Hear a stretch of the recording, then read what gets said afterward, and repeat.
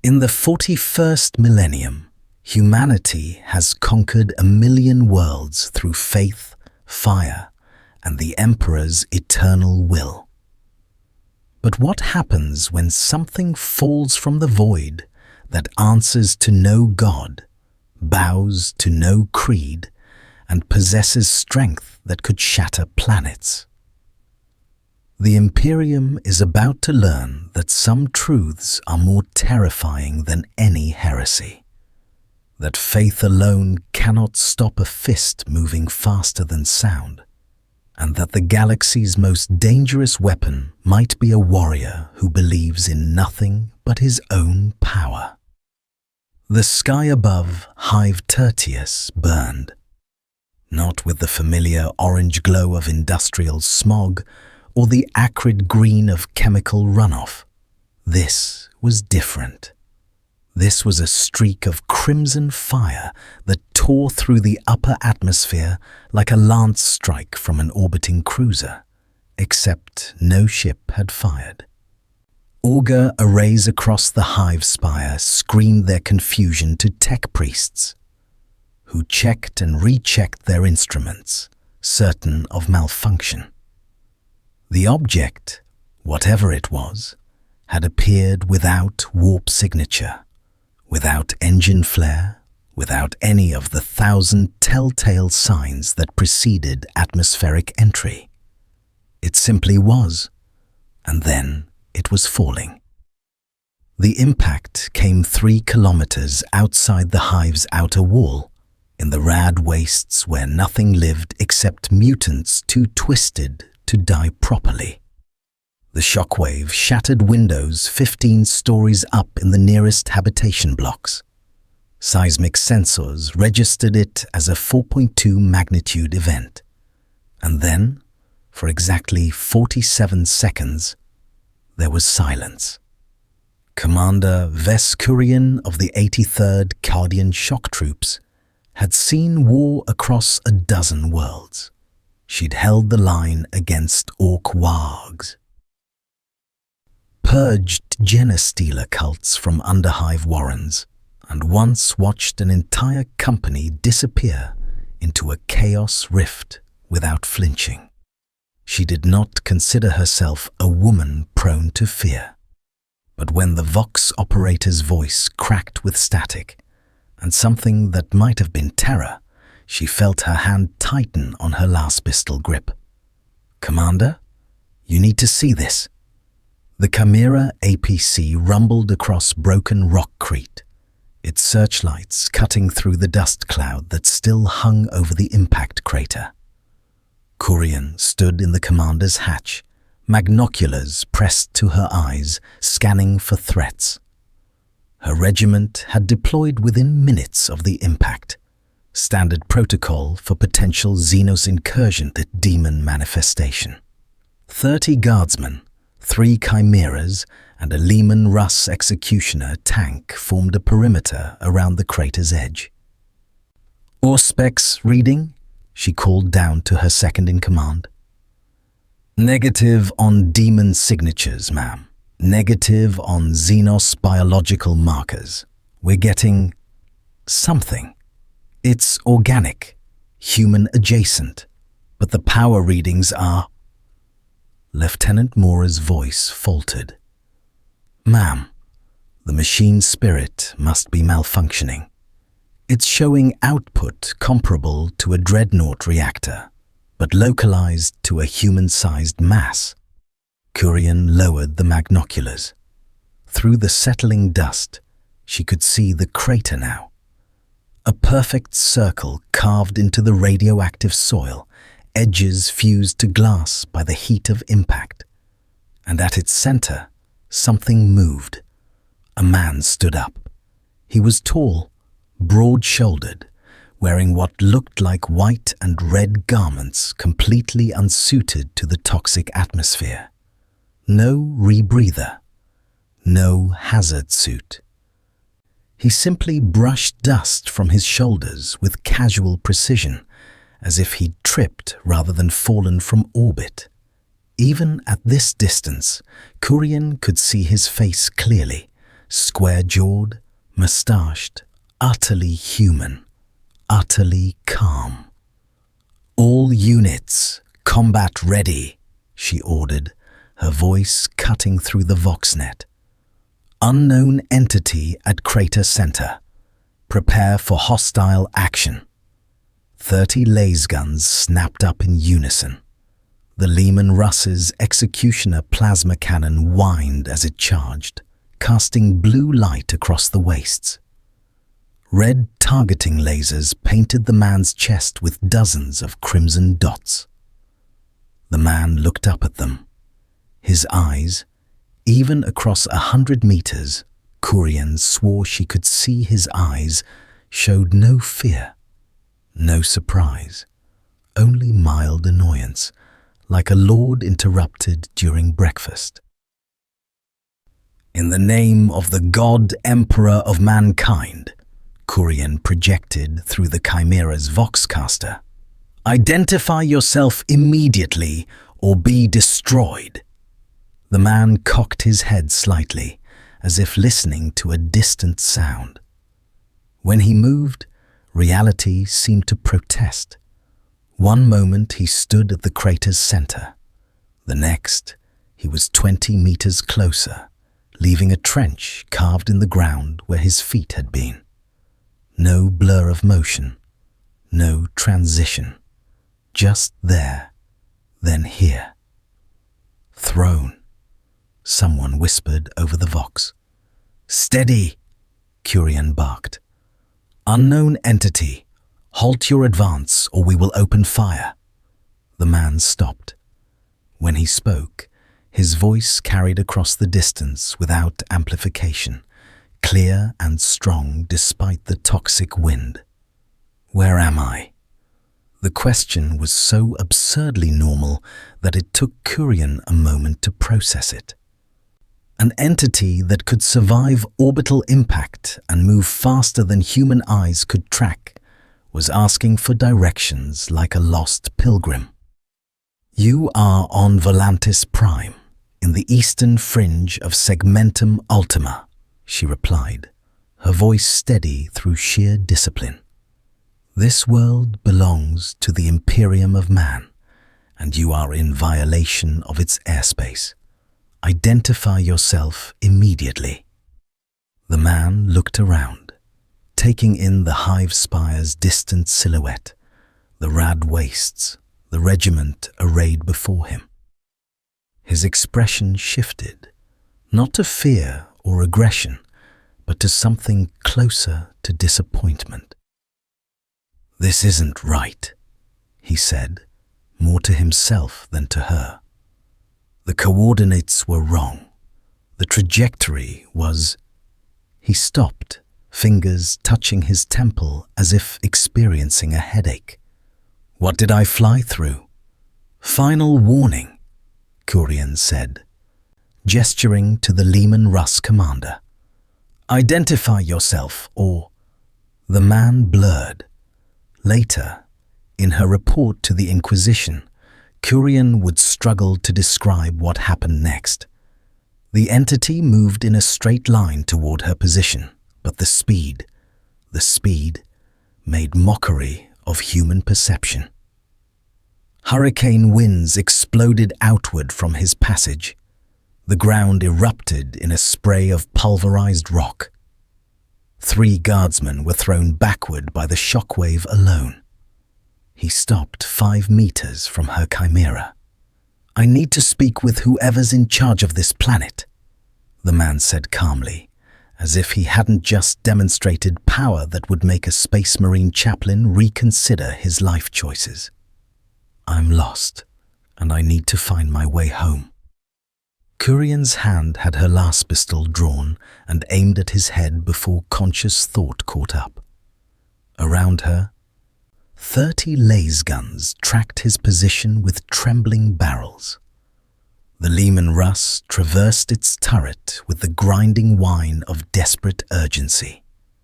The man looked at the weapons with the same expression Kurian might give to children playing with wooden swords. "Those won't work on me," he said, not as a threat, but as a simple statement of fact. I've been shot with weapons that could vaporize your tank, and I'm still here. So let's skip the part where you waste ammunition and I hurt people I don't want to hurt. His eyes, brown, disturbingly human, met hers. I just want information. Point me toward your leadership and I'll be out of your hair. Lieutenant Mora's voice crackled through her helmet Vox private channel. Commander, plasma cannon is charged, target locked, awaiting your order. Kurian had killed heretics, mutants, and Xenos without hesitation. She had executed cowards and purged the unclean.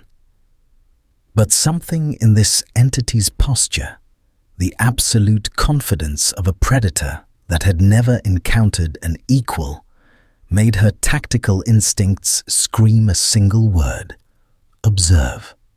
Stand down, she said quietly into the Vox, then louder. In the name of the Emperor, you will accompany us to Hive Tertius for processing and interrogation. Resist, and you will be destroyed. The man smiled, a thin, professional expression that didn't reach his eyes. Finally, someone with sense. He looked up at the hive spire, 30 kilometers distant. Is that where I need to go? You will travel in our... He was gone. A sonic boom thundered across the wastes, shattering the Chimera's forward viewport. Kurian spun, magnoculars raised, and saw a speck of crimson and white already halfway to the hive, moving faster than any aircraft she'd ever seen. In seconds, it would reach the outer walls. All units, alert! She screamed into the Vox, switching to the regimental command frequency. Unknown, hostile, inbound to Hive Tertius, moving at aircraft speeds. Threat level Omega Extremis. Authorization Kurian 77 Crimson. Get the PDF and void shields active now. The Vox erupted with confused acknowledgements, demands for clarification, and the organized chaos of a military force shifting to high alert. Kurian slumped back into the commander's hatch, her heart hammering against her ribs. What in the Emperor's name was that? Mora whispered. Kurian thought about the man's eyes. Calm, analytical, utterly unimpressed by weapons that could level buildings. She thought about the casual way he'd moved, as if gravity and inertia were suggestions rather than laws. Most of all, she thought about his question, where am I? Not what is this place? Not who are you people? Just the simple confusion of a man who'd taken a wrong turn. I don't know, she said finally, but we need to contact the Inquisition, immediately. As her chimera turned back toward the hive, Kurian allowed herself one moment of weakness. She accessed the regimental data shrine, pulling up threat assessment protocols. Daemon, Xenos, Heretic Abomination, Gene-wrought super soldier. Her fingers hovered over each category. None of them fit.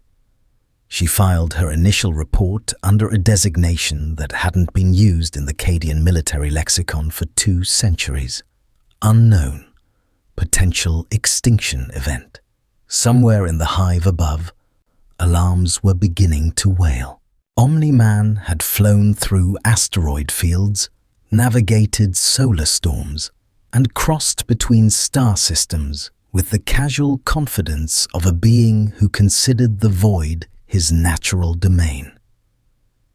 The structure before him, a massive tower of corroded metal and Gothic architecture, that stretched kilometers into the polluted sky should have been simple to navigate. But something was wrong. His head throbbed. Not pain exactly, but pressure, like invisible hands pressing against his temples from the inside. The sensation had started the moment he'd entered this universe, wherever this was, and it was getting worse. Back home, he could fly from Earth to the Andromeda Galaxy given enough time. Here, his internal navigation felt scrambled, as if the space between stars had been rewritten in a language his Viltrumite biology couldn't pass. He descended toward the hive city's upper levels, slowing enough to avoid causing structural damage. The architecture made him frown. Gothic spires crowned with skulls. Prayer inscriptions carved into every surface. Religious iconography so pervasive it bordered on mania. His first assessment: this civilization had regressed into medieval theocracy, though their technology suggested otherwise.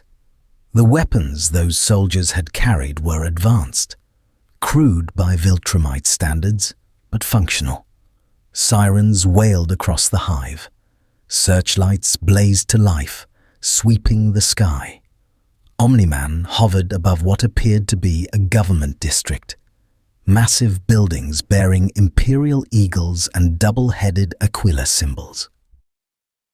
Below, he could see people scrambling, soldiers taking positions, vehicles moving with military precision. Good. They were organized. That would make finding leadership easier. He descended to the largest building's landing pad, touching down with deliberate gentleness. The rockcrete cracked anyway, spider webbing beneath his boots. A dozen soldiers in carapace armor snapped up weapons, stubbers by the look of them, projectile weapons that would tickle at best. "I need to speak with whoever governs this world," Omni-Man called out, raising his hands in what he hoped was a universal gesture of non-aggression. "I'm not here to cause trouble. I just need information about—" "Heretic!" The scream came from a soldier wearing more elaborate armor, his face hidden behind a death's head mask. "Demon! Abomination! The Emperor protects!" The weapons opened fire. Omni-Man sighed as bullets sparked off his suit, ricocheting harmlessly into the air. He'd dealt with this before. Primitive cultures mistaking his abilities for supernatural power. The key was to demonstrate strength without causing casualties. Usually, that meant waiting for them to exhaust their ammunition. Except these people didn't seem inclined to stop. A rocket streaked toward him. Omni-Man caught it mid-flight, the shaped charge detonating against his palm with enough force to vaporize an unaugmented human. The explosion obscured him for a moment, and when the smoke cleared, he was still standing, suit slightly scorched, but otherwise unharmed. "This is pointless," he said, his voice cutting through the weapon's fire. "Your weapons can't hurt me. I don't want to harm you. Just point me toward—" A new voice crackled from voxcasters around the landing pad, cold and imperious. "Entity, you will remain stationary and await judgment. Any attempt to flee will result in immediate orbital bombardment of this sector." Omni-Man looked up, using his enhanced vision to scan the sky. There, in high orbit, a ship. Massive, perhaps 3 kilometers long, bristling with weapons batteries and Gothic architecture that matched the planet below. The threat wasn't empty. He could see the lance batteries tracking his position. "I'm not your enemy," he called out, unsure if they could even hear him at this altitude. "But I'm also not going to stand here and—" The sky split open. A craft descended, smaller than the orbiting ship but still massive. A gunship design decorated with skulls and purity seals. Its engines screamed as it settled onto the landing pad with the weight of a small building. The boarding ramp lowered with pneumatic hiss. And what emerged made Omni-Man reassess everything. The woman was tall, augmented with cybernetic enhancements that covered half her body in burnished metal and blinking data ports. She wore black power armor inscribed with arcane symbols, and her face bore the expression of someone who'd seen horrors that would break lesser minds. Most notably, she radiated authority, not just political power, but something deeper, a certainty that her word was law. Behind her came an entourage of soldiers unlike the rabble who'd fired on him. These were professionals, quiet, disciplined, their weapons held with practiced ease. Their armor bore the symbol of a stylized eye wreathed in skulls. "I am Inquisitor Vicara Solene of the Ordo Xenos," the woman said, her voice amplified by vox systems built into her throat. "You have violated Imperial airspace, demonstrated abilities beyond human norm, and resisted lawful authority. Under my jurisdiction, I could order your immediate termination. Give me one reason why I shouldn't." Omni-Man studied her carefully. This was a predator, not his equal in power, but dangerous nonetheless. The kind of opponent who won through preparation and ruthlessness rather than raw strength. He respected that. "Because I'm not your enemy," he said simply. "My name is Nolan Grayson. I'm from somewhere else. Not this galaxy, possibly not this universe. I was traveling between stars when something pulled me off course. I crashed here by accident." "Lies," one of her soldiers muttered. "Demonic deception." Vicara raised a hand, silencing him without looking away from Omni-Man. "Continue. I don't know what a demon is, but I'm not one. I'm a member of the Viltrumite race, a species that evolved on a planet called Viltrum. We're genetically similar to humans, but significantly more durable. I've been alive for over 2,000 years, and I've never encountered anything like this place." He gestured at the hive around them. "Your technology is advanced but regressed. Your society is militaristic but bound by religious dogma. And there's something in the air here, something that feels wrong, like static electricity against my nervous system." Vicara's augmented eye whirred, focusing on him with mechanical precision. "Auspex readings confirm no demonic taint. No Xenos genetic markers matching known species. Biological composition is unprecedented, Inquisitor," her second-in-command said quietly. "He registers as human base stock, but the cellular density is impossible. It's as if his entire body is compressed matter." "The warp," Vicara said suddenly, her eyes narrowing. "You mentioned something pulling you off course. Describe the sensation." Omni-Man thought back to those final moments before the transition.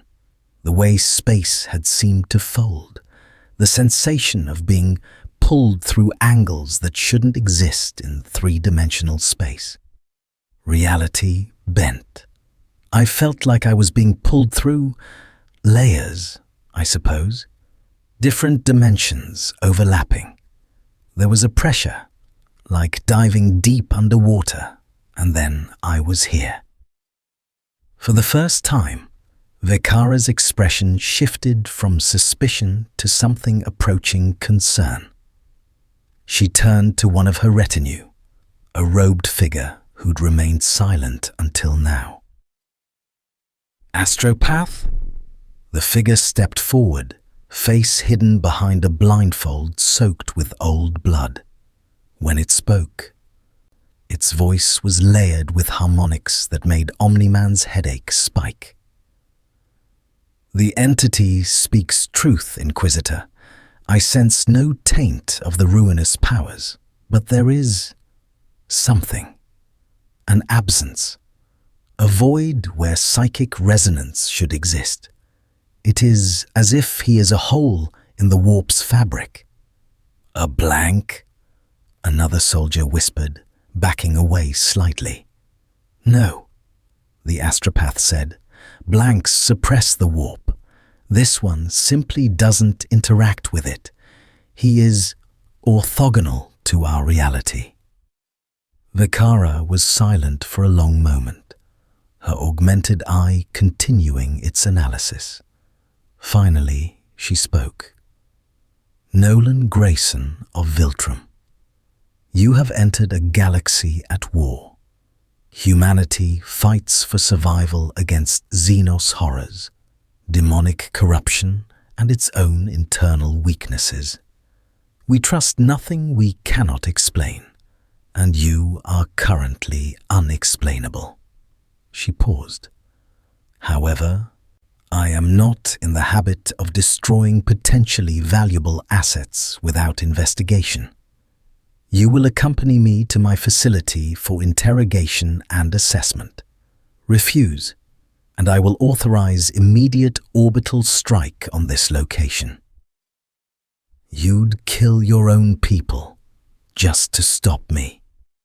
Omni-Man asked, genuinely curious.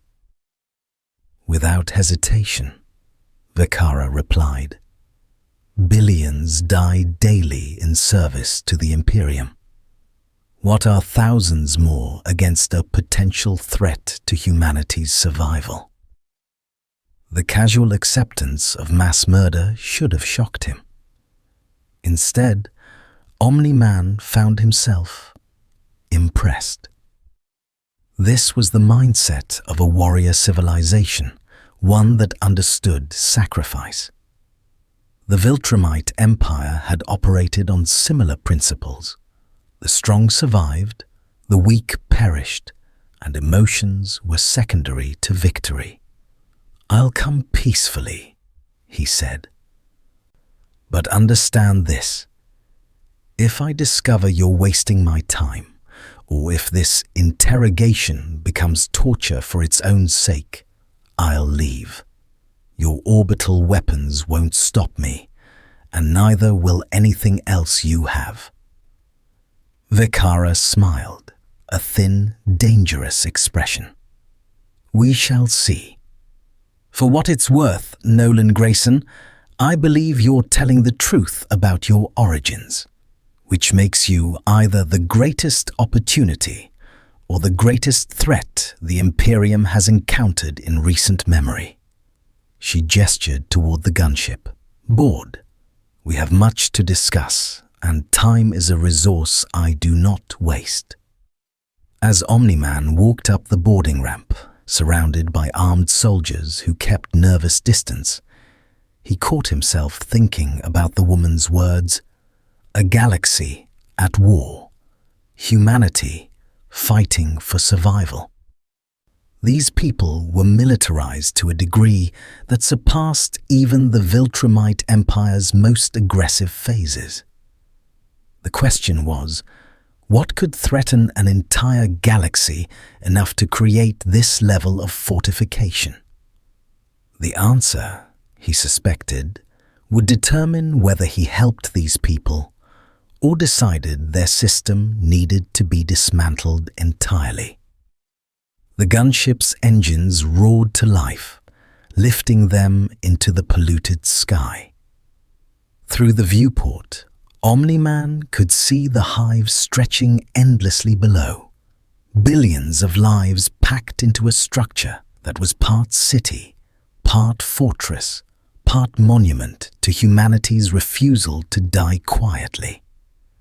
His headache intensified as they climbed toward the orbiting ship. The pressure was definitely getting worse the farther he traveled. Something about this universe fundamentally disagreed with his physiology. But Viltrumites adapted. They always had. The inquisitorial vessel.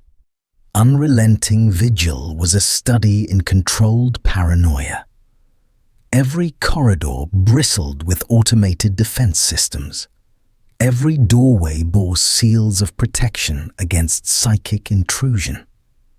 The ship's architecture seemed designed specifically to remind inhabitants that they served an institution that answered to no one and trusted nothing. Omni-Man found it oddly familiar. The interrogation chamber was surprisingly sparse. A circular room with walls of dark metal inscribed with symbols that hurt to look at directly. His headache spiked whenever his eyes lingered on them too long.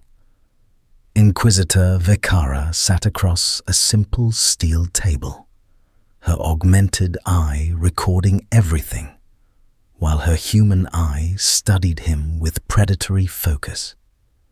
"Let us begin with fundamentals," she said, activating a data slate. "Your home universe. Describe its physical laws. Does it have a warp equivalent? Psychic phenomena? Gods that manifest in reality?" Omni-Man leaned back in the reinforced chair that groaned under his weight. "No warp that I know of. Psychic powers exist, but they're rare. Mutations, mostly. As for gods," he smiled slightly. "I've met beings powerful enough to call themselves gods. I've killed a few. They die the same as anything else with enough force applied." Vekara's expression didn't change, but her stylus paused fractionally. "You claim to have killed gods. Interdimensional entities with reality warping abilities," Omni-Man clarified. "They called themselves gods. I called them targets." He met her gaze steadily. "In my experience, anything that exists can be destroyed. It's just a matter of applying sufficient force to the right location." "A materialist philosophy," Vekara observed. "Admirably pragmatic, dangerously naive in this reality. Tell me, Nolan Grayson, what would you do if you encountered something that couldn't be killed through conventional force? Something that existed beyond physical law?" "Hasn't happened yet," Omni-Man said.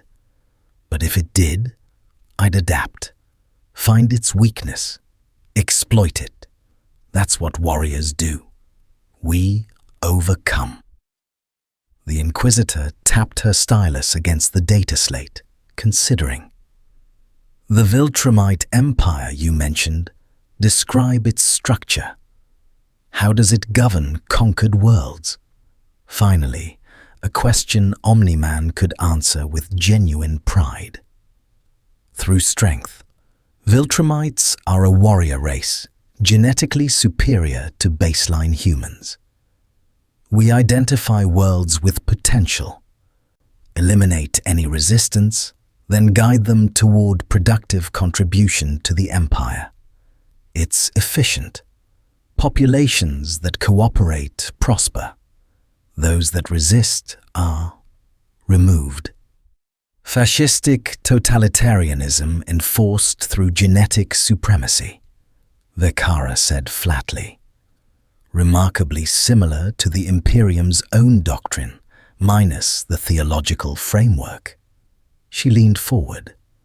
Tell me, what happens when you encounter a species stronger than Viltrumites? The question was a trap, Omni-Man recognized, but it was also genuine curiosity. We adapt, or we die. The Viltrumite Empire nearly collapsed once, when we encountered a virus specifically tailored to our biology. It killed 99% of our population. His voice remained steady, emotionless. We survived by becoming stronger, more ruthless. We learned that sentiment was weakness, and only the most powerful deserved to exist. Fascinating, Vekara murmured, making notes. You've experienced near extinction and responded with philosophical hardening. The Imperium underwent similar transformation 10,000 years ago when our Emperor, blessed be his name, was betrayed and entombed. She paused. Do you mourn the lost Viltrumites? Mourning is irrelevant. They were weak enough to die. I wasn't. The astropath who'd examined him earlier stood in the corner, still blindfolded, still silent. Now it spoke, its voice carrying that same unsettling harmonic quality. Inquisitor, his emotional resonance is peculiar. There is grief buried deep, but also conviction. He believes his own words, yet they conflict with something fundamental within him. Omni-Man's jaw tightened. Stay out of my head. I cannot enter what does not exist in the warp, the astropath replied. I merely observe the surface ripples of your soul, such as they are.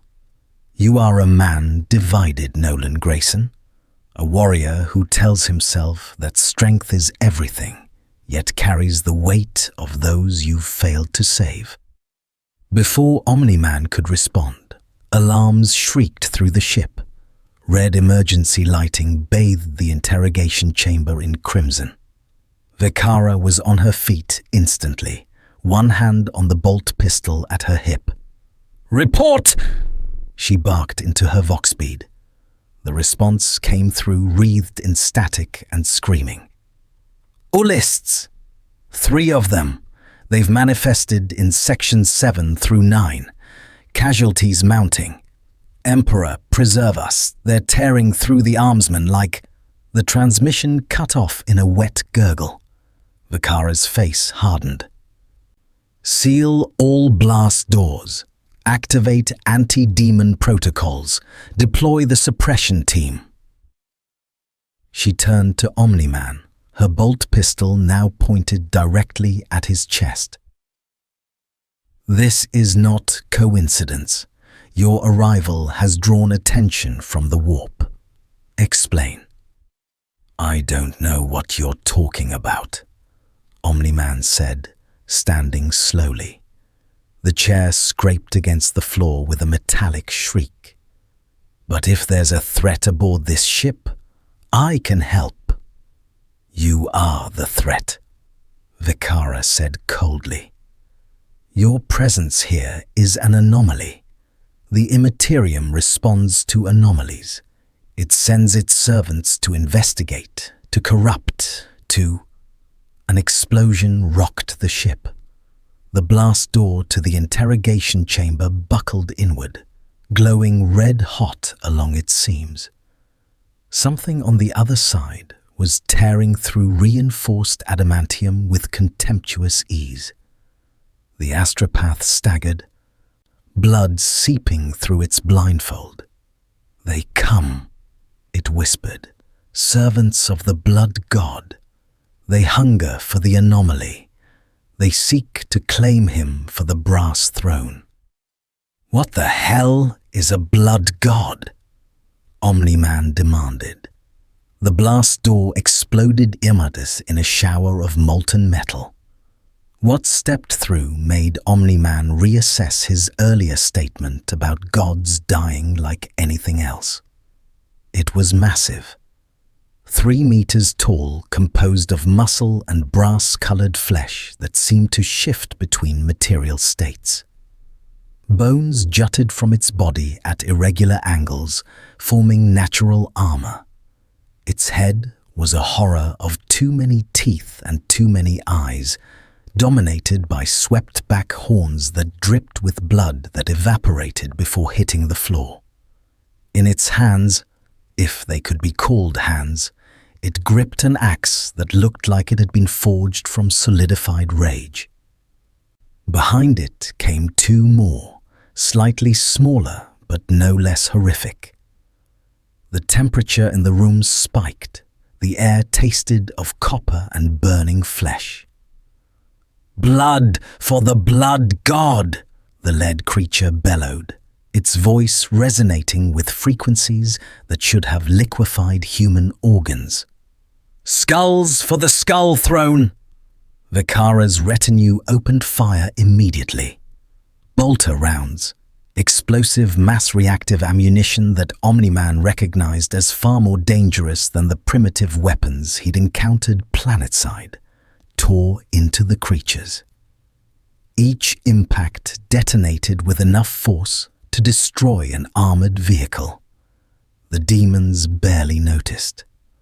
One swung its axe in a wide arc, bisecting 2 soldiers before they could dodge. Another lunged forward with inhuman speed, impaling a third on its horns and lifting the screaming man into the air. The blood didn't fall. It flowed upward, defying gravity, absorbed into the demon's flesh like water into sand. "Nolan Grayson!" Vikara shouted, backing toward the wall while maintaining suppressive fire. "These are demons of Horn, manifestations of rage and bloodlust from the warp itself. They cannot be reasoned with. They cannot be—" Omni-Man moved.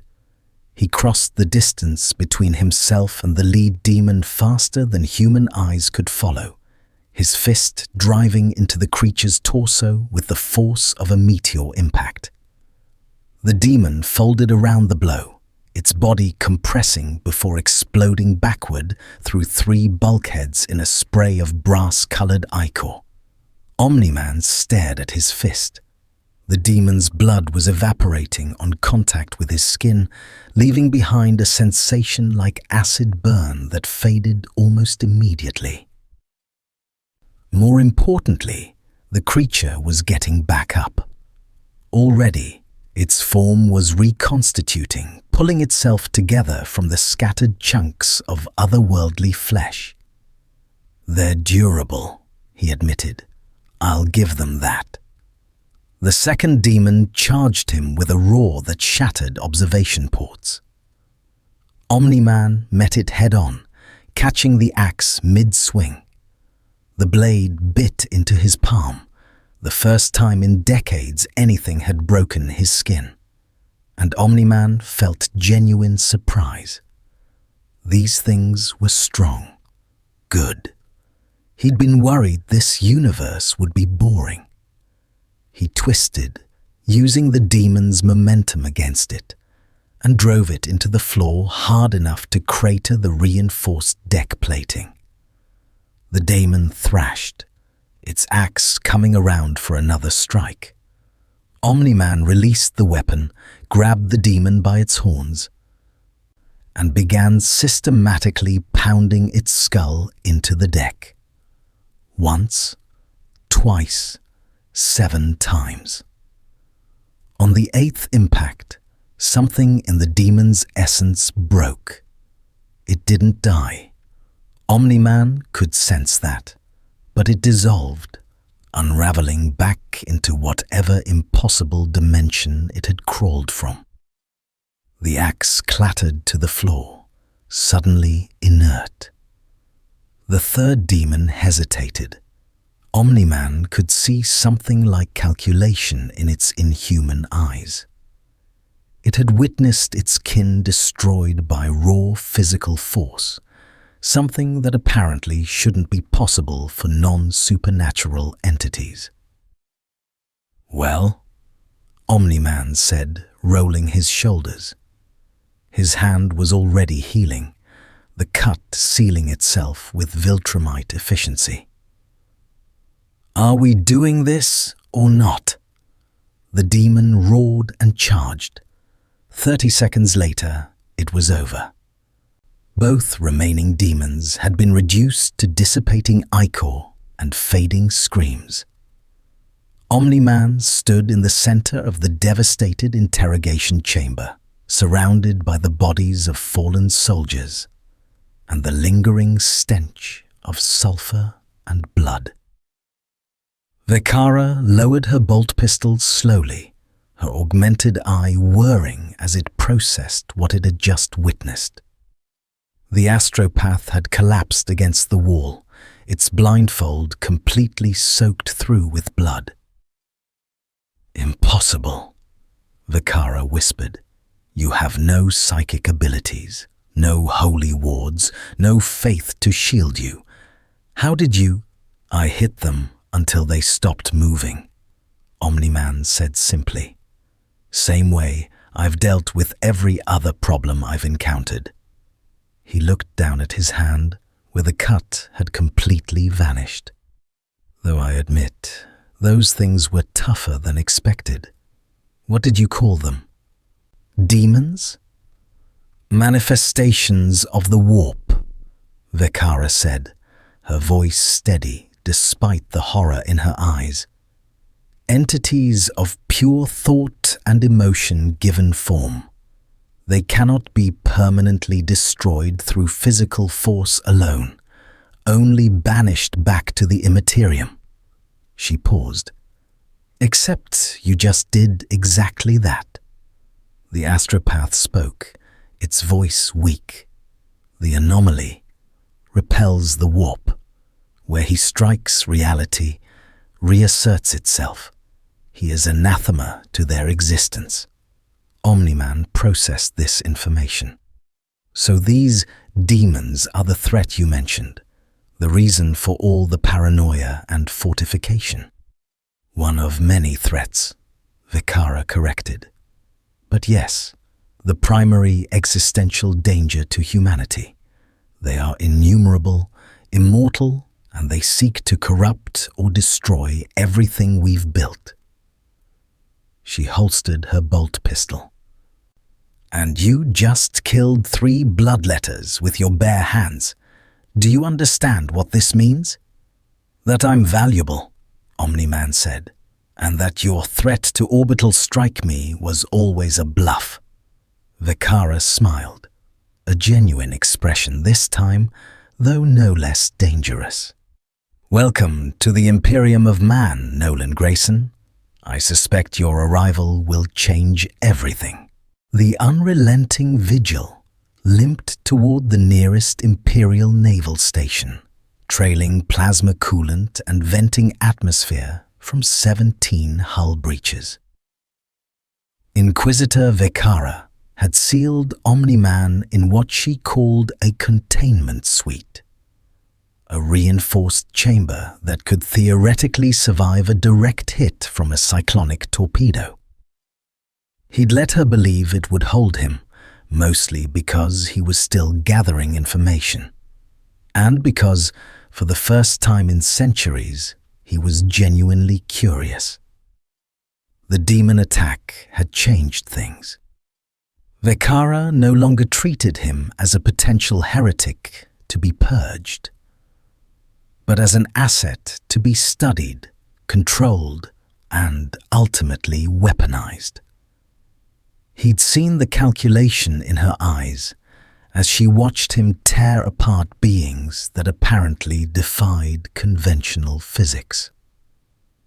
The Imperium needed warriors, and he was something they'd never encountered before. The question was whether he needed them.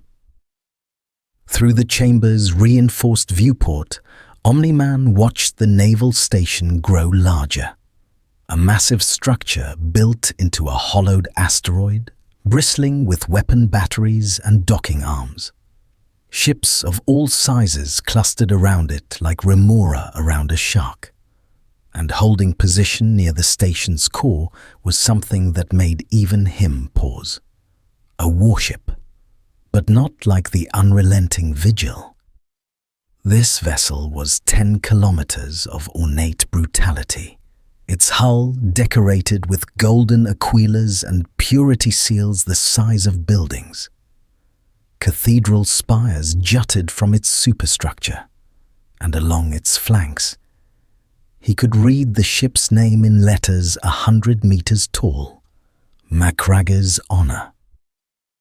Ultramarines, Vikara said through the chamber's Vox system. One of the Emperor's finest Space Marine chapters. Their strike cruiser arrived 3 hours ago in response to my emergency broadcast. A pause. They've requested to meet you. Actually, demanded would be more accurate. Space Marines don't request. What are Space Marines? Omni-Man asked. Humanity's ultimate warriors. Genetically enhanced super soldiers created by the Emperor himself 10,000 years ago. They are stronger, faster, and more durable than any baseline human could ever be. Vikara's tone carried something close to reverence. Each one is worth 1,000 normal soldiers. They know no fear, feel no doubt, and serve with absolute conviction. Omni-Man smiled slightly. That sounded familiar. The docking bay of Macragge's Honor was designed to accommodate Thunderhawk gunships and armored transports. When Omni-Man walked down the boarding ramp flanked by Vikara's retinue, he found himself facing a reception committee that would have intimidated an army. 10 Space Marines stood in perfect formation, each one encased in power armor that made them into walking tanks. They were massive, even by Viltrumite standards, impressively built, standing easily over 2 meters tall, with armor adding bulk that tripled their apparent mass. Their blue ceramite plate was inscribed with honor markings and purity seals. Each carried a bolter that looked like it could punch through reinforced bunker walls. But it was the one who stood at the formation's center that drew Omni-Man's attention. He was larger than the others, his armor more ornate, his bearing radiating command.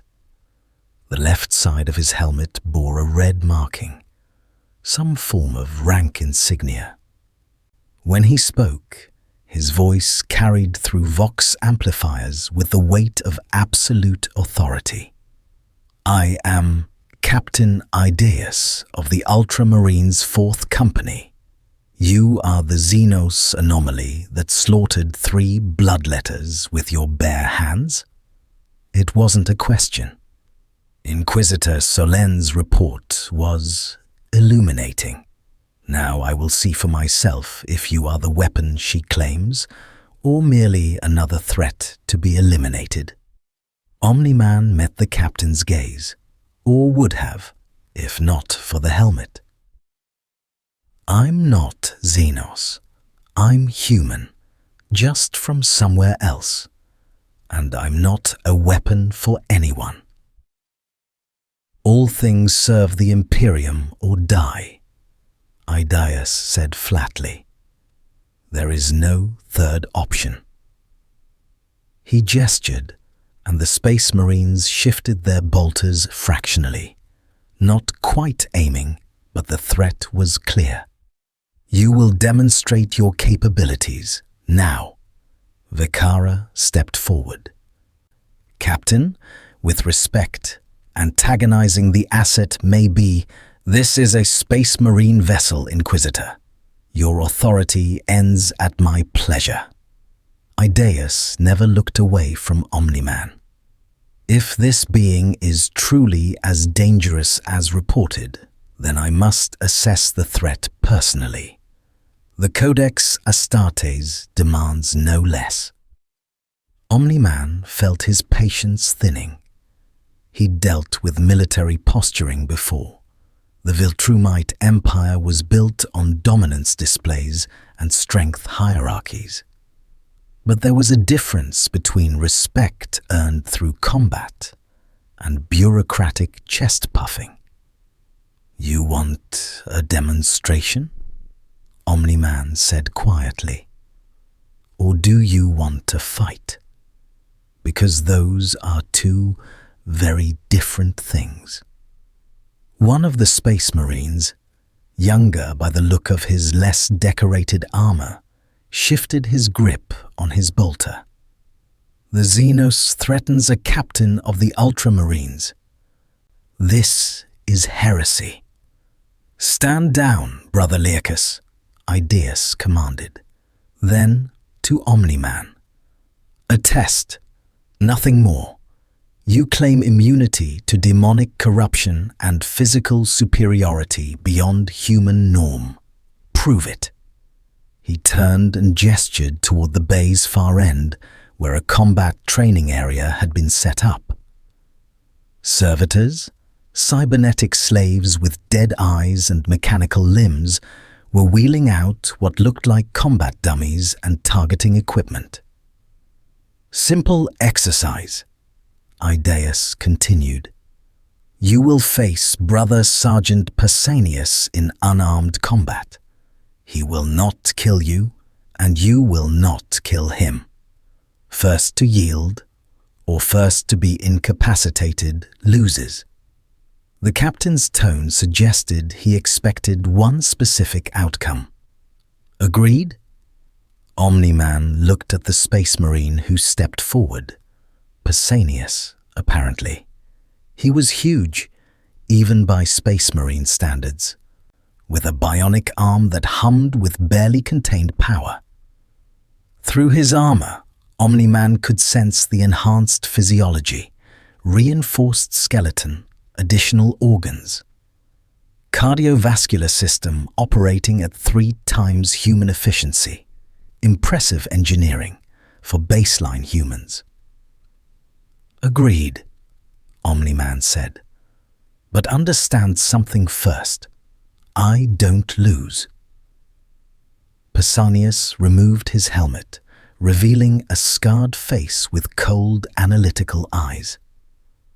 Neither do Space Marines of Ultramar. Let us see which truth prevails. They moved to the combat circle, a raised platform 30 meters in diameter, surrounded by the other Ultramarines. Vicara watched from the sidelines, her augmented eye recording everything. The tension in the bay was palpable. Pausanias took a combat stance, his bionic arm whirring as it powered up. For the honor of the chapter, he said formally. Omni-Man didn't bother with a stance. For getting this over with. The Space Marine moved first. Even in full power armor, Pausanias was fast, faster than any human had right to be. His bionic fist came around in a haymaker that would have pulverized concrete. Omni-Man caught it. The impact sent shockwaves through the deck plating. Pausanias's eyes widened fractionally, the first sign of surprise, as his punch stopped completely against Omni-Man's palm. The bionic arms strained, servos screaming as they tried to push through. Omni-Man's hand didn't budge. Good opening, Omni-Man said conversationally. Then he squeezed. The bionic arm crumpled like aluminum foil. Pausanias grunted, actual pain breaking through his conditioning, and tried to pull back. Omni-Man held firm, using the trapped arm as leverage to pull the Space Marine off balance. In the same motion, he drove his other fist into Pausanias's chest plate. The ceramite cracked. Pausanias flew backward, his armored bulk carving a trench across the platform before slamming into the far wall hard enough to embed him 1/2 meter into the reinforced bulkhead. Warning runes lit up across his armor's display. His bionic arm hung useless, sparking and venting coolant. Silence filled the bay. "Brother Pausanias!" One of the younger Space Marines rushed forward, but Idaeus stopped him with a raised hand. "Stand fast!" The captain's voice was tight. He walked to the wall where Pausanias hung, helped extract him from the indentation, and examined the damage. The chest plate had a fist-shaped crater driven into it. Beneath the armor, Pausanias's enhanced physiology was already working to repair cracked ribs and internal bruising. Idaeus turned to face Omni-Man, his posture subtly different, not quite respect, but recognition. "You held back." "Obviously," Omni-Man said. "He's a soldier following orders. I don't kill soldiers for doing their job." He looked at Pausanias, who was being supported by 2 battle brothers. "Your man is tough. If he'd been fighting at my strength level, that punch would have punched through his armor completely and killed him," Idaeus stated. "Yes." The captain was silent for a long moment, processing. Then, "Inquisitor Solène, your assessment was conservative. This entity is not merely dangerous. It operates at a power level comparable to a Primarch." Vicara frowned. "Captain, that's impossible. The Primarchs were demigods created directly by the Emperor.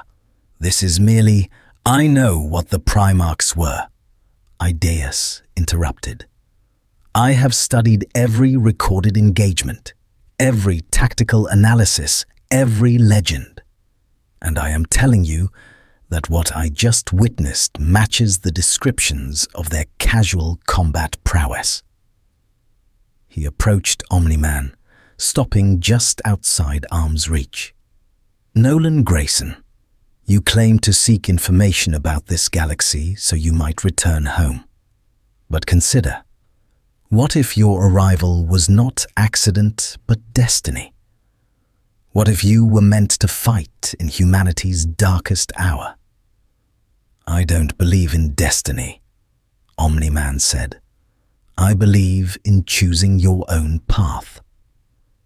"Then choose to stand with us," Idaeus said, his voice carrying the weight of genuine conviction. "The Imperium faces extinction on 1,000 fronts. We war against alien empires, demonic incursions, and heretics from within. We lose worlds daily. Trillions die in service to a corpse god who can no longer speak, can no longer guide us, yet whose will sustains our very existence." He paused. "But you could change that. A being of your power, immune to chaos corruption, capable of destroying demons through physical force alone. You could turn the tide of entire campaigns." Omni-Man considered this. The Imperium reminded him of the Viltrumite Empire in its prime, vast, militant, ruthlessly pragmatic. But there were differences. The religious fanaticism, the technological stagnation, the defensive posture. The Viltrumites conquered. These people survived. "What's stopping me from just leaving?" he asked. Finding a way back to my universe on my own? Nothing, Idaeus admitted. We cannot hold you against your will. But consider, you are lost in an unfamiliar galaxy with physics that disagree with your biology. The warp interferes with your navigation. You need resources, information, possibly technological assistance to bridge universes. He gestured at the ship around them. The Imperium possesses archives spanning 10,000 years, technology both sacred and forbidden, and psychers who navigate dimensions beyond mortal comprehension. Work with us, and we will dedicate every resource to understanding your predicament. And if I refuse? Then you will wander this galaxy alone, hunted by forces you don't understand until something kills you or corrupts you. Idaeus's tone hardened. Make no mistake, you are powerful, but you are not invincible.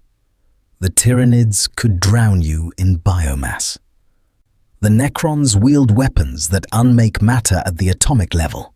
Chaos will never stop trying to claim you, and the Imperium itself, if sufficiently threatened, can sterilize entire star systems. You're threatening me after asking for my help. Omni-Man's voice dropped dangerously low. I am presenting facts, Idaeus corrected. Threats would be pointless against someone of your capability. I am asking you, warrior to warrior, to recognize that this fight is bigger than any one being's pride or independence. Omni-Man looked around the bay, at the Space Marines watching with unwavering discipline, at Vekara and her retinue, scarred by years of fighting threats he was only beginning to understand. At Pausanias, already standing on his own despite injuries that would have killed a normal human. These people were survivors, fighters. They'd been at war for 10,000 years, and they hadn't broken. That deserved respect. I'll make you a deal, Omni-Man said finally. I'll help your Imperium with its immediate threats while you help me find a way home. But I don't take orders. I don't worship your Emperor. And if I see your methods crossing lines I won't tolerate, I walk away. Are we clear? Idaeus was silent, weighing the offer. Finally, he nodded. Clear. Though I suspect you'll find this galaxy has a way of redefining what lines you're willing to cross. He extended his hand, his unarmored hand, having removed his gauntlet. Welcome to humanity's long war, Nolan Grayson. May the Emperor guide your strength toward righteousness. Omni-Man shook the offered hand, careful not to crush the enhanced but still ultimately human bones. I'll settle for pointing it at whatever needs killing. From the sidelines, Vekara allowed herself a small smile. She'd gambled that showing Omni-Man the Imperium's strength, rather than its desperation, would appeal to his warrior's pride. She'd been right. But as she watched the two warriors, one genetically crafted by the Emperor, one forged by an entirely different universe, reach an accord, she couldn't shake a growing certainty. Nolan Grayson would indeed change everything. The question was whether that change would save the Imperium or damn it. The first campaign came within a week. Omni-Man had spent the intervening days aboard Macragge's Honor, learning the scope of the galaxy he'd stumbled into. The Imperium controlled 1 million worlds, but that number was meaningless in the context of the Milky Way's 400 billion stars. Humanity occupied a fraction of the galaxy, surrounded by hostile alien empires, and besieged from within by chaos corruption. It was, by any objective measure, a losing war. Captain Idaeus had been right about one thing. Omni-Man needed them. His attempts at independent space navigation had failed catastrophically. The warp's psychic turbulence scrambled his internal compass, and his FTL flight capabilities simply didn't function in this universe's physics. Every attempt to achieve faster-than-light velocity resulted in the same crushing headache and spatial disorientation that had plagued him since arrival. The Imperium, for all its flaws, possessed the infrastructure to move him around the galaxy. That made cooperation pragmatic. The mission briefing took place in Macraga's Honors Strategium, a vast chamber dominated by a hololithic display showing a star system on the verge of catastrophe. Idaeus stood at the projection's center, his armor's bulk casting shadows across tactical data streams. "The Tychus system," he began, his voice filling the room. "Population, 4 billion across 3 hive worlds. Strategic value, manufactorums producing ammunition for 3 entire guard regiments. Current status, besieged by chaos forces for 72 days. The hololithic display zoomed in, showing orbital defense stations reduced to debris, ships locked in brutal close-quarters combat, and planetary surfaces crawling with enemy signatures. 72 days ago, the system's governor fell to chaos corruption. Idaeus continued. He opened the planet's defenses to a warband of the Black Legion, Abaddon the Despoiler's personal forces. They've fortified the primary hive, taken the manufactorums, and are conducting mass sacrifices to open a permanent warp rift. He paused, letting that sink in. If they succeed, demons will flood into real space unchecked. The system must be purged. Purged how? Omni-Man asked from his position at the room's edge. Planetary bombardment, Idaeus said flatly. Cyclonic torpedoes to sterilize the surface? It is the only way to ensure chaos cannot use the system as a staging ground. 4 billion people, Omni-Man said. You'd kill 4 billion people? 4 billion corpses, Inquisitor Vekara corrected, having been summoned for the operation. The moment chaos took the primary hive, those citizens' fates were sealed. They will be sacrificed, corrupted, or transformed into demon hosts. Mercy demands we end them quickly, rather than allow their suffering to fuel the warp. Omni-Man had killed billions over his lifetime. Planets conquered for the Viltrumite Empire. Civilizations eliminated when they proved too troublesome. But those had been calculated decisions, strategic eliminations of threats or obstacles. This was different. This was acceptance of defeat, burning the field because you couldn't hold it. What if we didn't bombard? He asked. What if we just killed everything hostile on the surface? The Space Marines exchanged glances. Brother Learchus spoke up, his voice skeptical. The Black Legion has held that hive for 72 days. They've had time to fortify, to summon demonic reinforcements, to corrupt the population. A ground assault would require me, Omni-Man interrupted. Send me down there. I'll kill every Chaos Warrior in the hive, destroy whatever they're using to open this rift, and be back before lunch. Silence. Finally, Idaeus spoke, his tone carefully controlled. You are suggesting a solo assault on a chaos-held hive world containing potentially millions of hostiles, entrenched defenses, and demonic entities.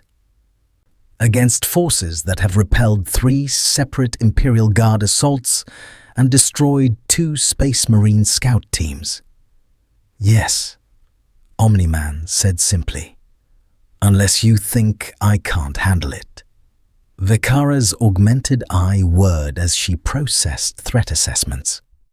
Nolan, the Black Legion are not conscripts or cultists. They are traitor space marines, warriors who fought in the Horus Heresy 10,000 years ago. They possess the same genetic enhancements as the Ultramarines, corrupted and amplified by chaos. Each one is a veteran of centuries of warfare. So they're experienced, Omni-Man said. Good. I prefer opponents who know what they're doing. Idaeus studied him for a long moment. Then, surprisingly, he smiled, a grim expression that didn't reach his eyes. Very well. We will attempt your plan, but understand, if you fail, if you are captured or corrupted, I will personally authorize the orbital bombardment with you still on the surface. Agreed? Agreed, Omni-Man said. Though you should probably prepare a backup plan. This is going to get messy. The insertion was simple. Omni-Man simply flew. They dropped him from low orbit over the primary hive, a massive structure called Hive Primus that stretched 30 kilometers into the toxic atmosphere. From space, he could see the corruption clearly. The Gothic architecture was now decorated with brass symbols and flayed skin.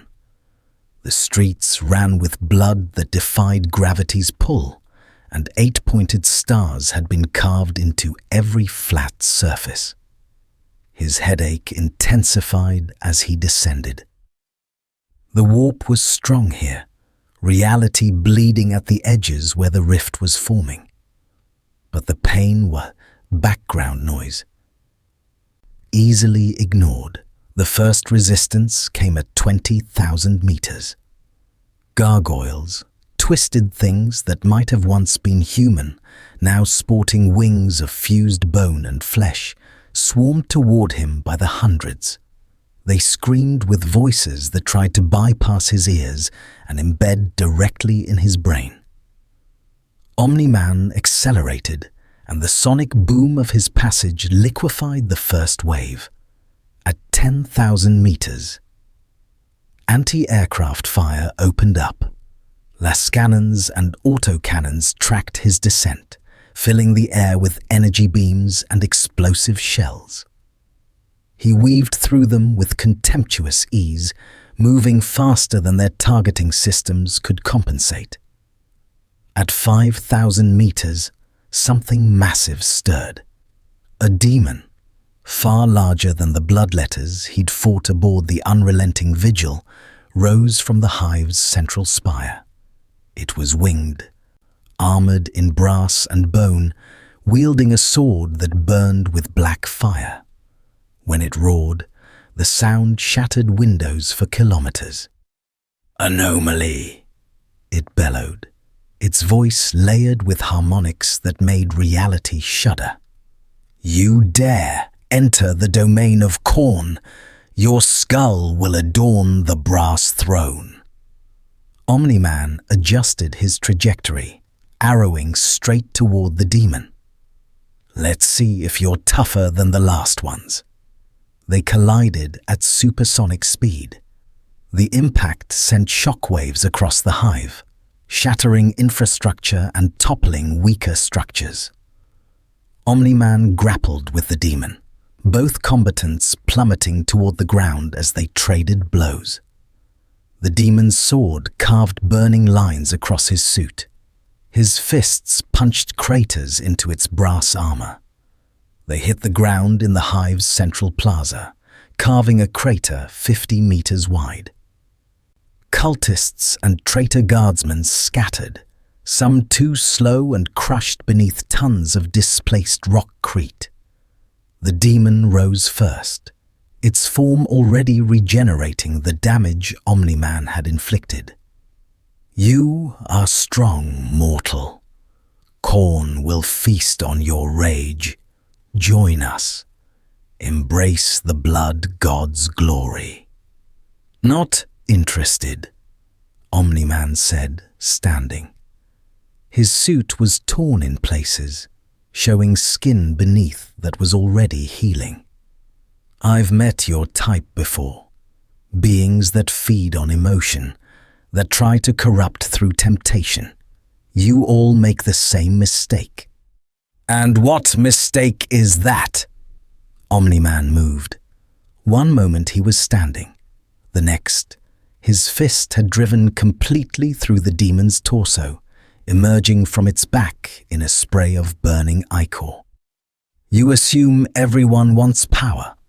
Some of us already have it." He ripped his arm upward, bisecting the demon from torso to skull. The creature's roar of pain and rage echoed across the hive as its essence began to unravel. Unlike the bloodletters, this demon was stronger, more anchored to reality. It would take longer to banish. Omni-Man didn't give it time. He grabbed the demon's head with both hands and squeezed. Brass and bone crumpled. The demon shrieked, its form destabilizing as Omni-Man literally crushed its anchor to real space. In seconds, it dissolved, its essence scattered back into the warp with a psychic scream that made psychers aboard Macraga's Honor collapse in agony. Silence fell across the plaza. Then the Black Legion arrived. They came from every direction, traitor space marines in black power armor decorated with the 8-pointed Star of Chaos. 20 of them, each a veteran of the Long War, each corrupted by millennia of exposure to the warp. They moved with coordination born of centuries fighting together. "For the War Master!" their leader bellowed, raising a chain axe that screamed with demon-possessed fury. "For Abaddon! Death to the false Emperor!" Bolter fire erupted from all sides. Mass reactive rounds, each one a miniature rocket designed to penetrate armor before detonating, converged on Omni-Man's position. The explosions were deafening, obliterating the plaza in a storm of shrapnel and fire. When the smoke cleared, Omni-Man stood unmoved, his suit scorched but his body untouched. "Is that all?" He became a blur of violence. The first traitor Marine died before his enhanced nervous system registered the threat. Omni-Man's fist punched through his chest plate, ceramite and flesh offering equal resistance. The second lost his head, separated from his shoulders with such force it achieved escape velocity. The third managed to swing his chain axe before Omni-Man caught the weapon mid-arc, ripped it from his grip, and drove it through the traitor's own armor. This was no longer combat. This was extermination. The traitor Marines were faster, stronger, and more durable than baseline humans. They'd survived battles that would annihilate armies. But against Omni-Man, they were children playing soldier. He moved through their formation like a force of nature, every motion ending a life that had persisted for 10,000 years. Some tried to flee. He ran them down. Some begged for mercy. He ignored them. Some fought with berserker fury, accepting death. He gave it to them efficiently.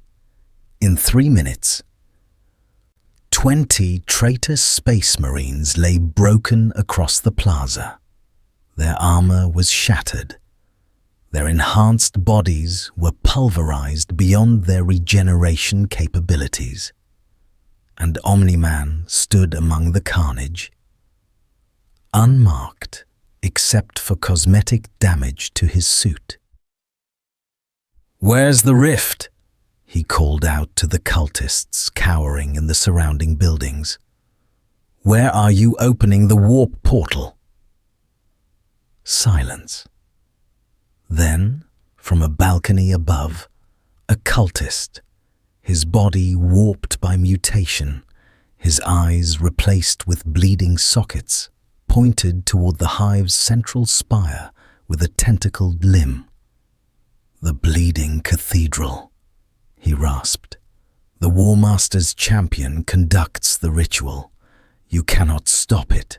Khorne hungers. Khorne." Omni-Man was already gone, accelerating toward the spire faster than sound. Behind him, the cultists' words dissolved into screaming as the plaza's survivors realized they'd been abandoned by their gods. The bleeding cathedral was exactly what its name suggested. A Gothic structure whose walls wept blood, whose pillars were formed from fused skeletons, whose very existence made reality thin. At its center, surrounding a massive brass altar, stood the ritual. Thousands of cultists chanted in unison, their voices creating harmonics that shouldn't be possible in three-dimensional space. At the altar, a figure in ornate chaos armor raised a sacrificial blade over a screaming victim. Behind him, the air shimmered, the warp rift forming, already large enough that Omni-Man could see things moving on the other side. Demons, waiting to pour through. The champion turned as Omni-Man crashed through the cathedral's ceiling. His helmet was adorned with horns, his armor inscribed with names written in languages that predated human civilization. When he spoke, his voice carried the weight of absolute conviction. "Finally, a worthy offering." He dropped the sacrificial blade and drew a massive sword that crackled with warp energy. "I am Karazhan the Skull Harvest, favored of Khorne, bearer of the blade eternal. Your death will complete the ritual. Your skull will..." Omni-Man hit him like a meteor. The champion flew backward, smashing through 3 support pillars before embedding himself in the far wall. Omni-Man didn't pause. He accelerated after the champion, grabbed him by the helmet, and began systematically pounding him through the cathedral floor. Once, twice, 7 times. Each impact created a crater, each crater deeper than the last. "Talk less," Omni-Man said, his voice calm despite the violence. "Fight more." Karazhan roared, his chaos-enhanced strength allowing him to break free. His sword came around in an arc that split stone and steel, aimed at Omni-Man's neck. It connected. The blade shattered. Karazhan stared at the broken weapon in disbelief. "Impossible. The blade eternal cannot." Omni-Man's hand closed around his throat. "Nothing's eternal. Everything breaks with enough pressure." He flew upward, carrying the champion toward the rift. The cultists' chanting faltered as they watched their leader struggling uselessly against overwhelming strength. The warp rift pulsed, demons pressing against the barrier, eager to manifest. "This is your portal, right?" Omni-Man said conversationally. "Your gateway between dimensions?" Karazhan managed a gurgling laugh. "You fool! You cannot close it. The ritual is complete. Khorne's will is manifest. I'm not going to close it, Omni-Man said. I'm going to break it. He accelerated, flying directly into the rift with Karazhan still in his grip. The sensation was agony. Reality turned inside and out, the warp's psychic pressure crushing down on his mind like a vice. His headache exploded into white-hot pain. But Viltrumites endured. That's what separated them from lesser species. In the space between dimensions, Omni-Man could see them, demons without number, manifestations of rage and bloodlust stretching into infinity. They pressed toward him, eager to claim his flesh. He threw Karazhan into the horde. The champion disappeared, screaming, torn apart by the very powers he'd served. Then Omni-Man did something the warp had never experienced. He attacked it. His fists hammered against the dimensional membrane, each blow resonating through the Imperium like a bell.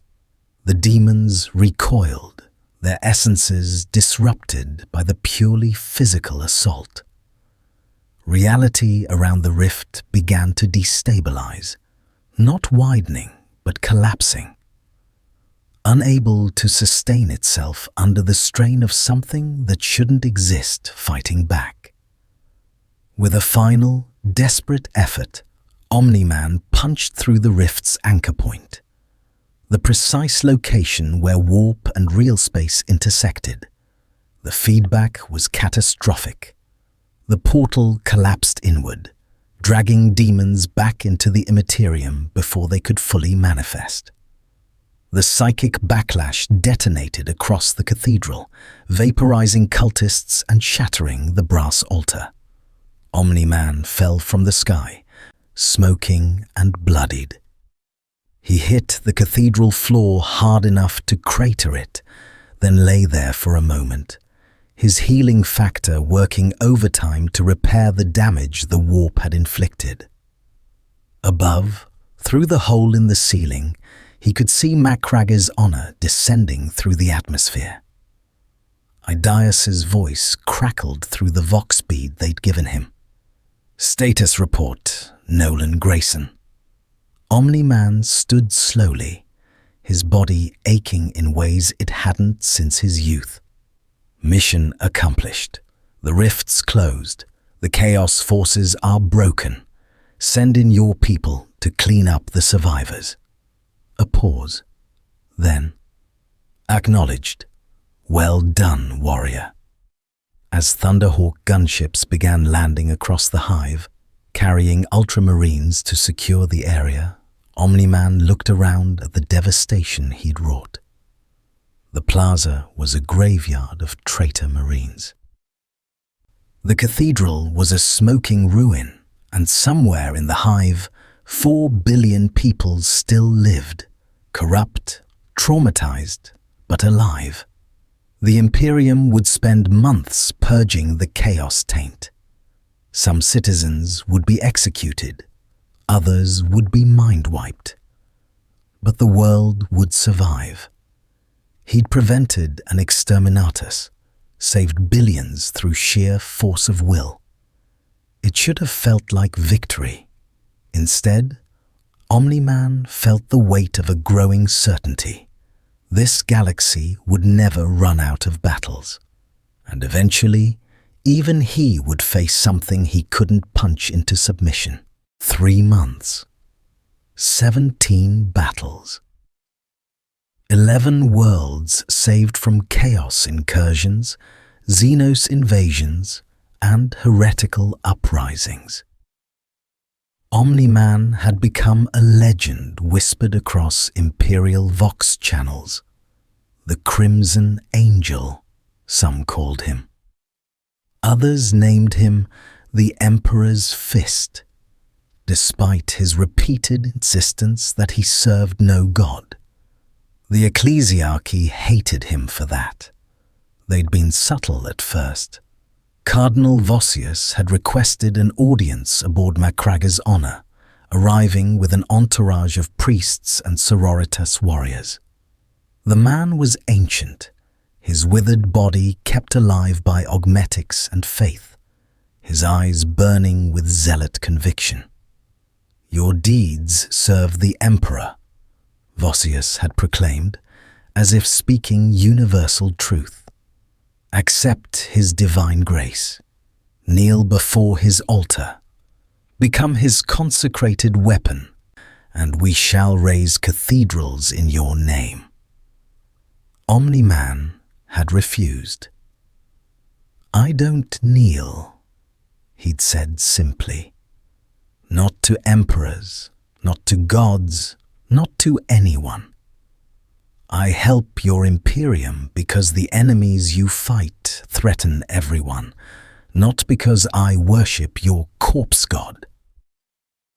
The cardinal's face had purpled with rage. "Heresy! Blasphemy! This creature mocks the god emperor himself. Captain Idaeus, you allow this abomination to defile. This abomination has saved 7 billion Imperial citizens in the past month alone." Idaeus had interrupted coldly. "He requires no faith to fight effectively. The Codex Astartes values results over rhetoric." The meeting had ended badly. Vossius had departed with threats of inquisitorial investigation, of declaring Omni-Man an enemy of the faith. Vicara had warned him privately that the ecclesiarchy's reach was vast, their patience non-existent. "They will not tolerate blasphemy," she'd said. "Eventually, they'll force the Imperium to choose, you or their souls." Now, standing in Macraga's honor's observation deck, Omni-Man watched another world burn. Not from chaos or Xenos invasion, but from imperial decree. The planet below, Tertius IX, had been found harboring a Genestealer cult. The Inquisition's solution? Exterminatus. Virus bombs that would scour all life from the surface, leaving the world a sterile rock. Population 12 billion. They could have been saved, Omni-Man said quietly. Captain Idaeus stood beside him, his armor's bulk reflected in the viewport. Perhaps, but the risk of cultist contamination spreading is too great.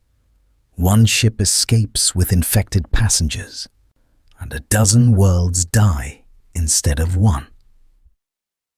So you murder 12 billion people because you're afraid of a few cultists. We murdered 12 billion to save trillions, Idaeus corrected. This is the calculus of survival in the 41st millennium. Sometimes mercy is suicide. Omni-Man had heard this argument before. The Viltrumite Empire had operated on similar logic. Eliminate threats decisively. Never allow sentiment to compromise security. He'd believed it once, had built his entire philosophy around strength and pragmatism. But watching virus bombs detonate across Tertius IX, seeing continents turn into lifeless wasteland within hours, he felt something he'd thought he'd killed centuries ago. Doubt. "I saved Tycha's system," he said. 4 billion people who would have been bombed. They're alive because I proved there was another way. And the Imperium is grateful, Idaeus replied. But Nolan, you are one warrior. Exceptional, yes. Perhaps unmatched in personal combat. But the Imperium spans 1,000,000 worlds across 100,000 light years. Threats arise simultaneously on thousands of fronts. You cannot be everywhere. You cannot save everyone. He paused. The sooner you accept this, the less it will damage your soul. My soul? Omni-Man turned from the viewport, meeting Idaeus's gaze. You think I have one worth saving? I know you do, Idaeus said. I've watched you fight. You always try to minimize casualties, even enemy casualties when possible.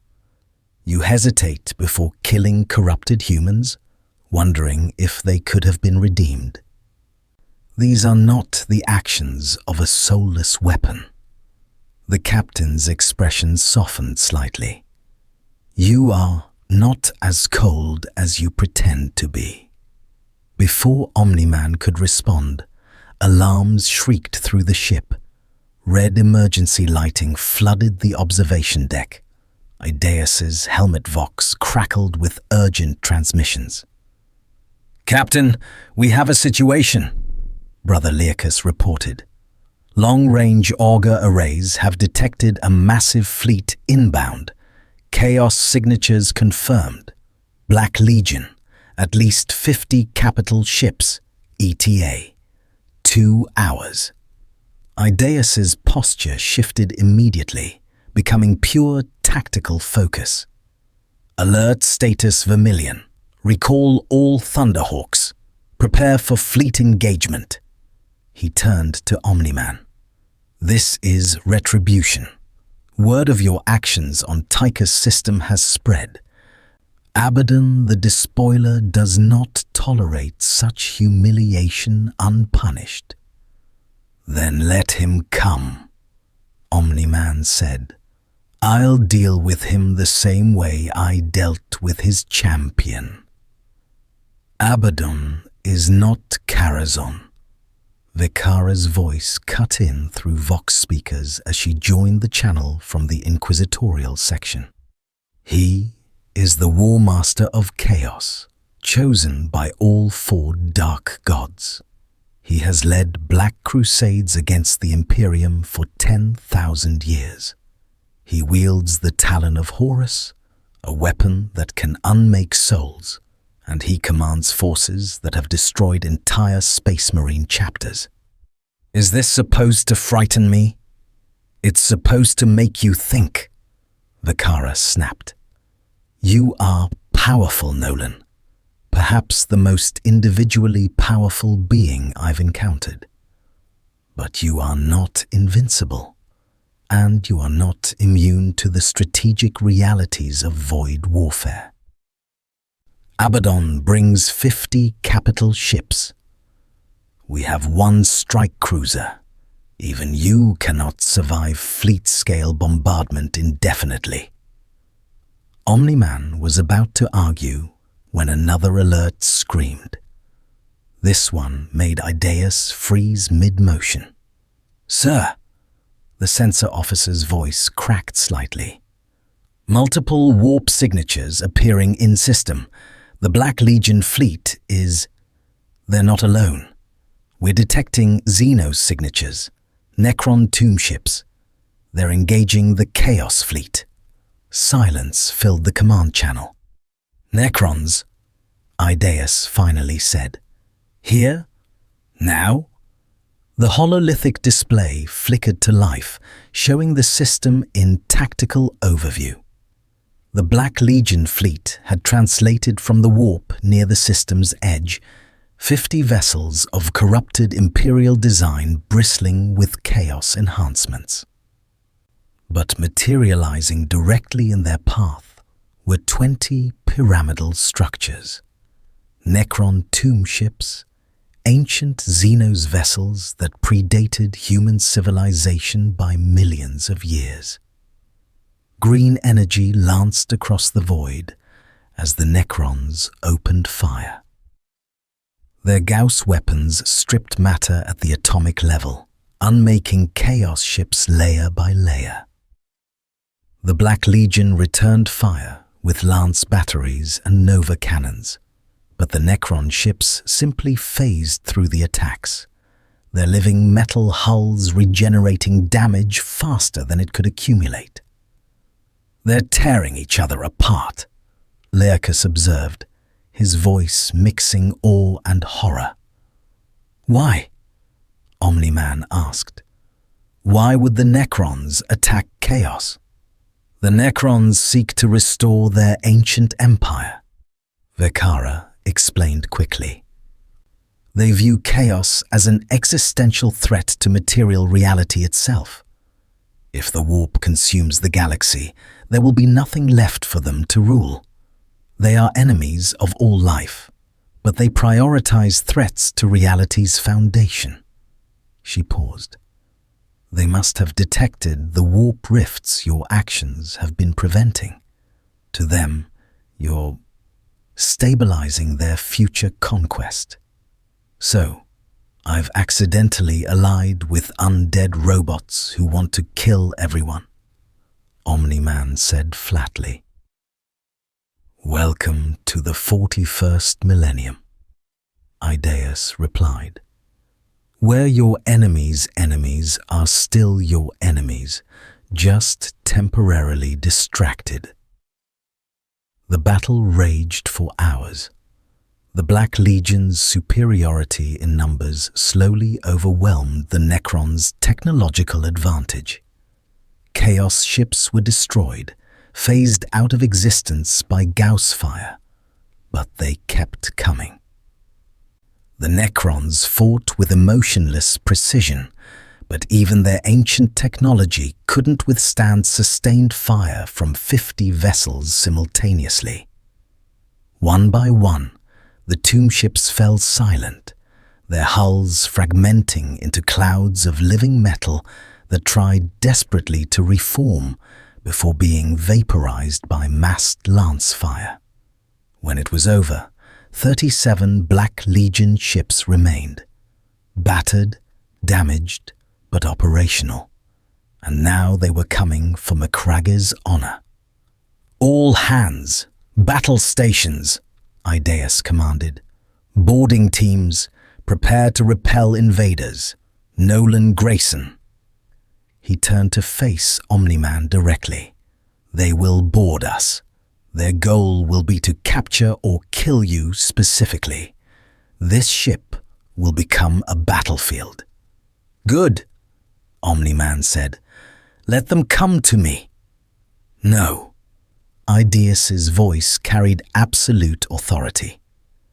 "I need you to do something more important. See that?" He pointed at the hololithic display, where one Black Legion ship, larger than the others, decorated with blasphemous symbols, hung at the fleet's center. "That is the Vengeful Spirit, Abaddon's flagship. The War Master himself commands from that vessel. If you can reach it, kill him. The Black Legion will fracture. They are unified only by his will." "You want me to assassinate their leader," Omni-Man said. "I want you to end this threat permanently," Idaeus corrected. "Can you reach that ship from here?"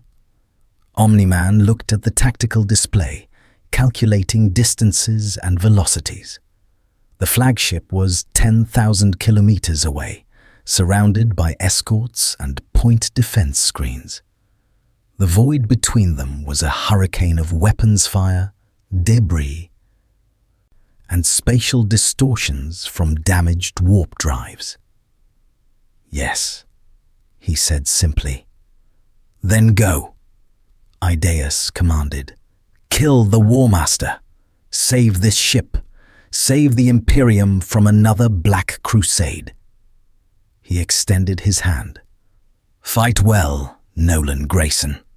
The Emperor protects." Omni-Man shook the offered hand, then turned and flew toward the airlock. Behind him, he heard Idaeus issuing final orders to his battle brothers, preparing for the boarding assault that would come. The outer airlock cycled open, exposing void.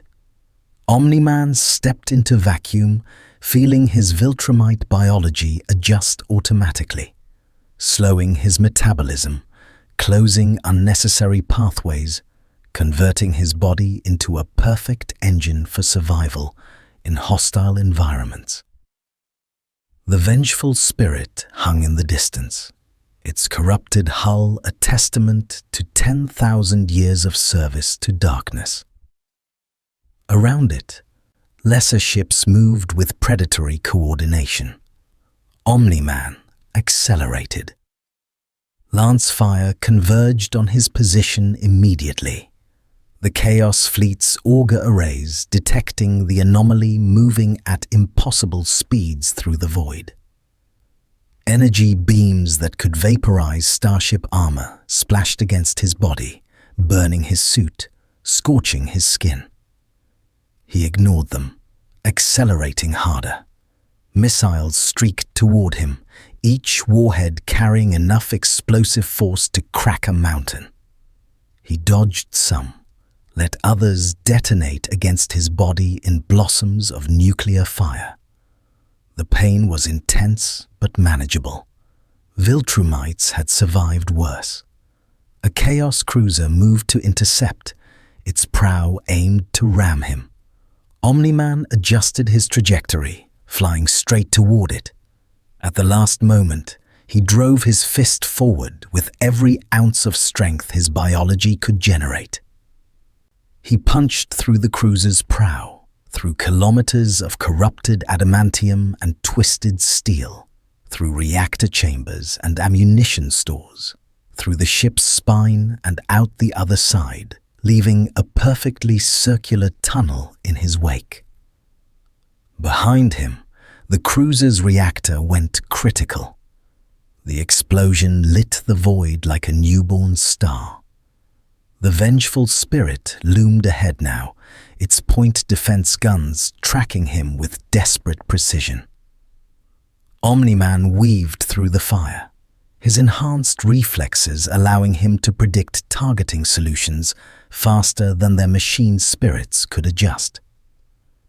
He hit the flagship's hull at Mach 20, punching through armor plates designed to withstand orbital bombardment. Inside, he found hell. The ship's interior was a nightmare of corrupted architecture. Walls bled, floors were made from fused bones. Demonic entities flickered at the edge of perception, half-real things that existed in multiple dimensions simultaneously. And everywhere, Chaos Space Marines turned to face the intruder. Omni-Man didn't slow down. He flew through the ship like a bullet, following his instincts toward the densest concentration of warp energy. Traitor Marines fired as he passed, their bolter rounds sparking off his body harmlessly. Those who tried to physically intercept him were reduced to pulp. Finally, he reached the bridge. It was a cathedral of blasphemy. Vaulted ceilings decorated with still-living sacrifices, command thrones built from skulls, and at its center, standing before the main viewport, was Abaddon the Despoiler. He was massive, easily 3 meters tall in his Terminator armor. The Talon of Horus, a massive power fist equipped with lightning claws, crackled with energy that made reality shudder. His armor was black as void, decorated with the symbols of all 4 chaos gods. When he turned to face Omni-Man, his eyes glowed with unholy light.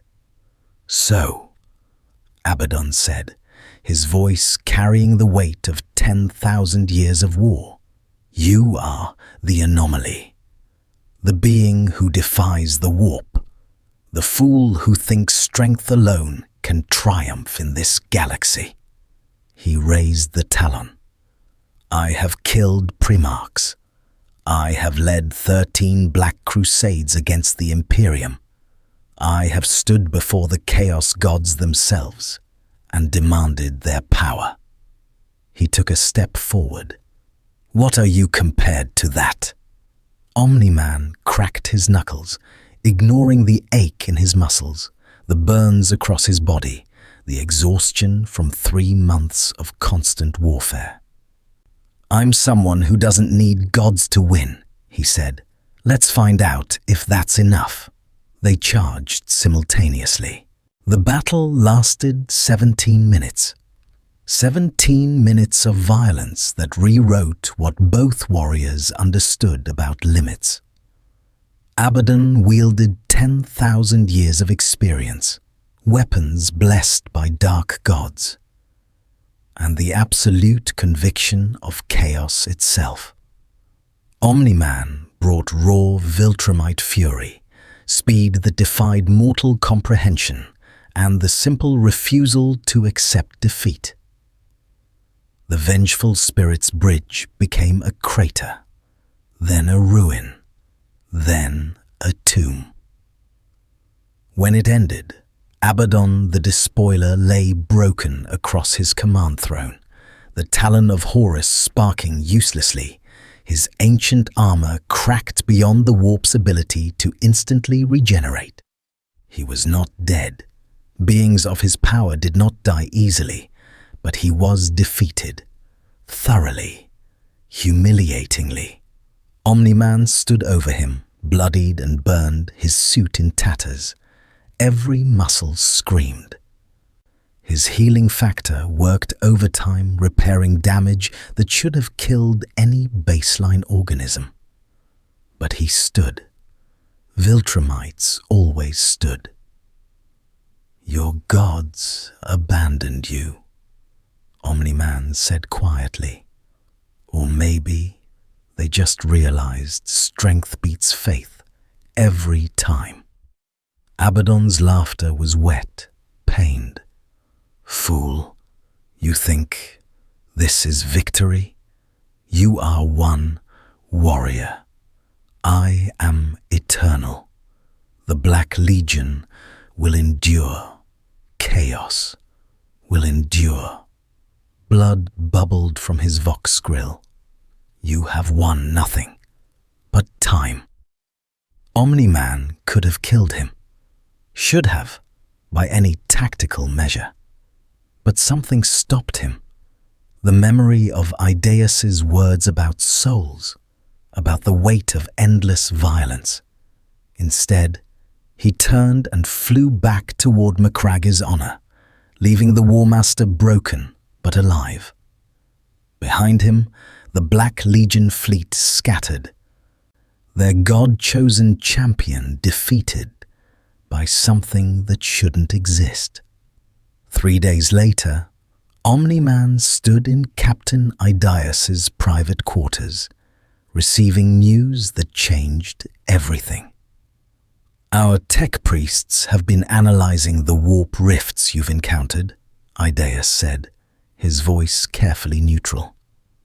"Combined with data from your arrival and the astropath's observations, they believe they've identified a pattern, a specific type of warp anomaly that shares characteristics with your dimensional displacement." Omni-Man felt his pulse quicken. Meaning we may have found a way to send you home. Idaeus pulled up a hololithic display showing a distant sector of space. "There's a stable rift in the halo stars, an area of space so dangerous that even the Imperium rarely ventures there. But our calculations suggest it might serve as a bridge between your universe and ours. If you reached it, if you could navigate its currents." He trailed off. "I could go home," Omni-Man finished. "Yes." The silence stretched. Finally, Omni-Man asked, "Why tell me this now? You could have kept searching, kept me fighting your battles while dangling hope just out of reach." Idaeus met his gaze steadily. "Because you are not our slave, Nolan Grayson. You agreed to help us while we helped you. I am a warrior of Ultramar. I honor my oaths. The information is yours. What you do with it is your choice." Omni-Man thought about the past 3 months, the battles, the victories, the billions saved, and the billions lost. He thought about the Imperium, this vast, brutal, beautiful machine of survival that refused to die even after 10,000 years of war. He thought about warriors like Idaeus, who fought with honor despite a galaxy that rewarded only ruthlessness. And he thought about home, about Mark, about Debbie.